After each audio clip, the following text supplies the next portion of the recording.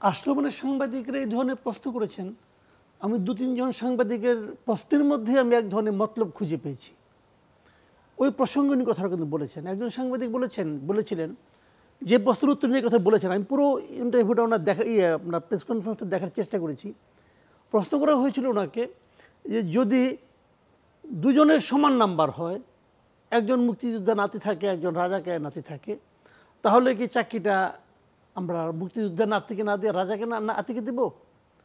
তখন prime minister একটু উত্তেজিত হয়ে বললেন যে কেন আমরা মুক্তিযোদ্ধার নাতিকে দেব। উনি কিন্তু এই প্রসঙ্গের কথা বলেছেন। মানে প্রশ্নটাই এমন ছিল যে ভাবখানা এরকম যে মুক্তিযোদ্ধার নাতি আর রাজাকারের নাতি, এছাড়া বাংলাদেশে আর কারো নাতি নাই, আর কারো নাতি নেই, আর সব বন্ধা এই দেশের। খালি মুক্তিযোদ্ধার আর রাজাকার এদেরই সন্তান হয়েছে, তাদেরও সন্তান আর কারো হয় নাই। ভাইরে একটা কথা আমি বলি আপনাকে, হিসাবটা আমি সহজ করে দিই আপনাকে। ৭.৫ কোটি মানুষ ছিল মুক্তিযুদ্ধের সময়, তার মধ্যে সরকারের হিসাব অনুযায়ী যে হিসাব নিয়ে সবারই আপত্তি যে ১,৮৩,০০০ মুক্তিযোদ্ধা। ৭.৫ কোটির মধ্যে যদি ১,৮৩,০০০ হয়, সেটা পার্সেন্টেজের হিসাব দাঁড়ায় 0.24%। 0.24% টোটাল পপুলেশনের ছিল মুক্তিযোদ্ধা। রাজাকার কি মুক্তিযোদ্ধার চেয়ে বেশি ছিল?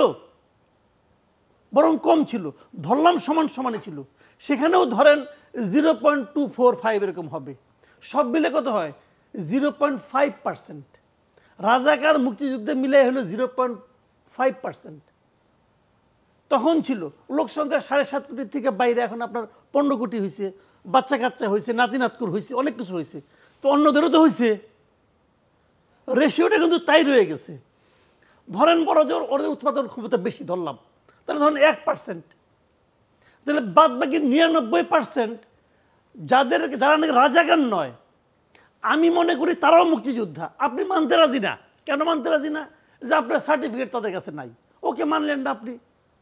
মুক্তিযোদ্ধার সবচেয়ে বেশি ত্যাগ মানি, আমিও মানি। যারা জীবন দিছে তাদের ত্যাগ নাই? যারা নিজের জীবনটা দিয়ে দিছে তাদের ত্যাগ নাই? ধরলাম তাদের ত্যাগ আপনার কাছে মূল্যহীন, মূল্যহীন ত্যাগ মানলাম, ভালো কথা।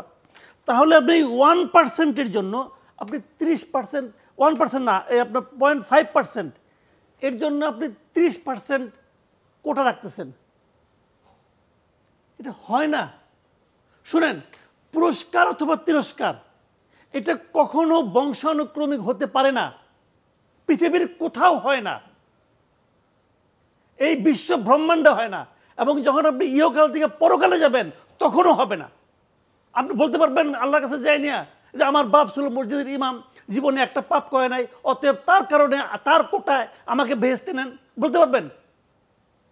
ওটা ধর্ম আপনাকে বলবে যে তোমার কাজের জন্য তোমাকে জবাবদিহি করতে হবে। আর এখানে দাদা নাতিনের, দাদার জন্য তার সন্তানকে আপনি। আচ্ছা, আর একটা কথা বলেন আপনি, আমি এটা বলি শেষ করি। অনেক মুক্তিযোদ্ধার সন্তান আছে যাদের সঙ্গে নাকি রাজাকারের কোনো সন্তানের বিয়ে হয়েছে, আছে। তাদের যে সন্তানটা হবে শঙ্কর প্রজাতির, রাজাকার মুক্তিযোদ্ধা শঙ্কর প্রজাতির, তারা যদি আপনি চাকরি দেন, তারা আপনি কি হিসেবে চাকরি দেবেন? রাজাকারের নাতি হিসেবে নাকি মুক্তিযোদ্ধার নাতি হিসাবে? আমি এটা কুতর্ক করলাম, আমি মানতে রাজি আছি, এটা ভাই তর্ক হিসেবে খারাপ, আমি মানতে রাজি আছি। কিন্তু যদি তর্কটা উঠে, উত্তরটা আপনি কি দিবেন? ভাই এভাবে হয় না, এটা লজিক্যাল নয়। এটা পৃথিবীর যে কেউ বলুক লজিক্যাল নয়। সাংবাদিক বললেও লজিক্যাল নয়, মন্ত্রী বললেও লজিক্যাল নয়, রাষ্ট্রপতি বললেও লজিক্যাল নয়। এটা নিয়ে বলার কোনো মানে হয় না এটা। তো আপনি সাংবাদিকরা কি করতেছে? তারা কিন্তু নাতির প্রসঙ্গ তুলছে না, এমনভাবে মতলবী একটা প্রশ্ন করতেছে। সেই মতলবী মানে তারা হলো কি, মানে উস্কে দেওয়ার একটা চেষ্টা। Very unfortunate. আমি আজকে শুনলাম, তো আপনি শুনলেন দুইজন সাংবাদিক একটা প্রশ্ন করছে, মানে তাদের মতলবটা অন্যরকম, যে একটা আওলা বাজাই দাও। এগুলো ঠিক না। আপনি 99% লোককে আপনার বিপক্ষে নিয়ে দাঁড় করাই দিচ্ছেন। আমি তো মনে করি ওনারা প্রধানমন্ত্রীকে বড় ক্ষতিগ্রস্ত করার চেষ্টা করতেছেন এই লোকগুলো। এরা কি কখনো বলছে? দেখেন সারাক্ষণ উদাহরণ দেয় কি, যে 3 বছর ছিল না, এই 4 বছর ছিল না, না থাকার কারণে মেয়েদের কত সংখ্যা কমে গেছে বলে। তো মেয়েদের কোটা নিয়ে কি এই সমস্ত আন্দোলনকারীরা একদিনও কোনো প্রশ্ন করছে? কোনো প্রশ্ন করছে? তারা কি বলতেছে যে এই কোটাটাকে সংস্কার করতে হবে। তো বাতিল করছে কে? প্রাইম মিনিস্টার করছে। ওরা করছে? ওরা চাইছে? ও তো চায়ও নাই। কিন্তু বাতিল এবং সংস্কারকে গুলাইয়ে ফেললে এই কাজটা ঠিক হবে না ভাই।